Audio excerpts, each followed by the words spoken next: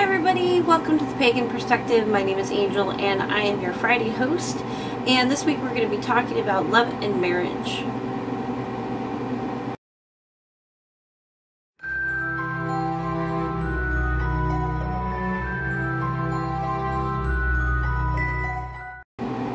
Okay, so the question comes from Lola, Katsumi. I'm going to sort of paraphrase it. I'll put the majority of the whole question down below.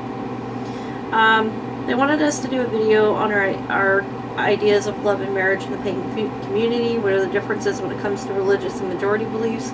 Do pagan view the husband and wife as equals? Do pagans see women as submissives to the men?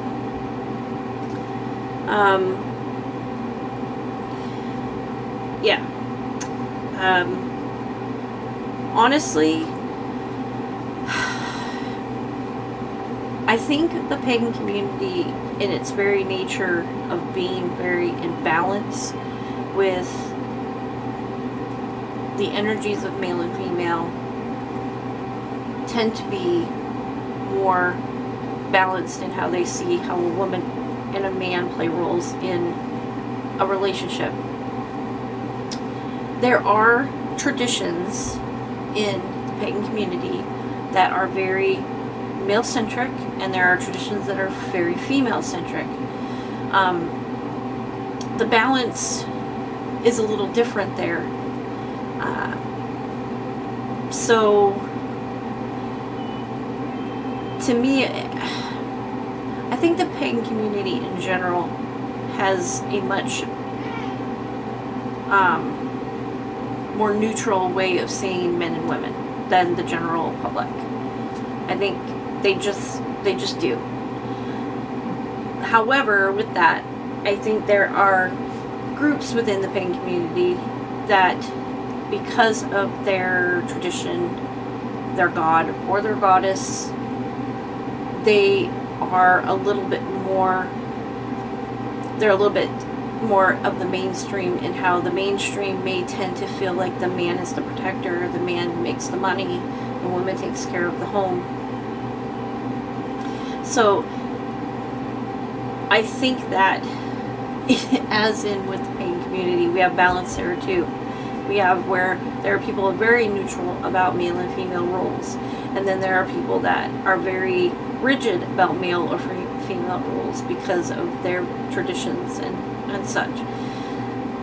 But I also think that even if you are a pagan, and even if you are neutral about things,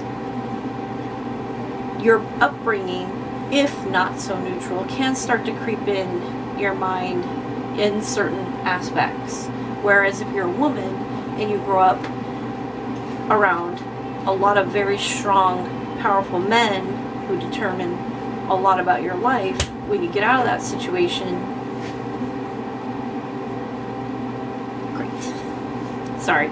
when you leave that situation, even if you're empowering yourself, there are times that you will revert back a little bit. And if you are self-aware, you might analyze those actions and figure out how to work through them, and maybe they won't play such a big role. However, we are human, and it's really natural for us to have those kind of, what do you call those, flashbacks, if you will, mental flashbacks. So I think the pagan community in general, not specific to traditions that are very rigid about male and female roles, is very neutral about female and male roles in relationships and covens and such. From what I've seen, it's a very, from the coven members I've dealt with that are male and female, from the people I've met in the pagan community that are male and female, there's been very, very, very little, and I can't even remember, very little to no off balance when it comes to a man thinking a woman is submissive and a woman feeling like she is submissive to a man. I haven't really seen that in the pagan community, but I've not really interacted with a lot of traditions that are very rigid. So I think the general pagan population is very open-minded and neutral about the roles in any aspect. An interesting thing too that I find in the pagan community is with regards to marriage, that a lot of non-pagan people are married to pagan people, and a lot of Catholic people are married to pagan people. And that's really fascinating to me, and it's also amazing that two people, I guess not amazing, because I know it's possible for two people to be in a relationship and respect each other to where they let each other have their own spiritual experience, but it's not really heard of as much because people just don't want to do it. It's a lot of work. So I find that really interesting too. My husband is an atheist, and so we don't share the same spiritual experience, but he's very respectful of mine. I'm respectful of his.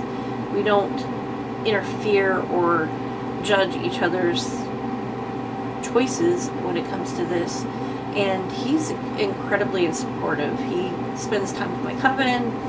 You know, we do things together. He's very supportive, and he just likes people, so that really helps. So I guess the answer is, in the pagan community, from my own experience, the general population of the pagan community, I have to keep saying this because I know if I don't, somebody will watch half the video and go, ah, but you didn't say this about this tradition, that's all women. From my experience, from what I have, from who I've interacted with, general pagans who are not on very specific paths that are male or female centric, they're very balanced. There's no women are submissive. If anything, it's women are more powerful because they give life. They feed children, they birth children, they make life. So if anything, women are revered more in the pagan community, but definitely not submissive. Not in my personal experience. So that's my rant, or not rant, my ramble on this subject. So anyways, I'm really curious to see what y'all think about this. What have been your interactions with people? And if you guys can also maybe list some traditions that are very male-centric or female-centric. I'm trying to make this more interactive. I could post everything below, but then I'll inevitably leave out a group, and you know, somebody might get offended by that. So so maybe somebody can put some groups down there, and we can discuss it in the comment box below. And yeah, so thank you for watching, and next week is Subs Week, so I'll see you guys the week after. Have a great weekend, and blessed be. Bye. Oh, and Happy Ostara!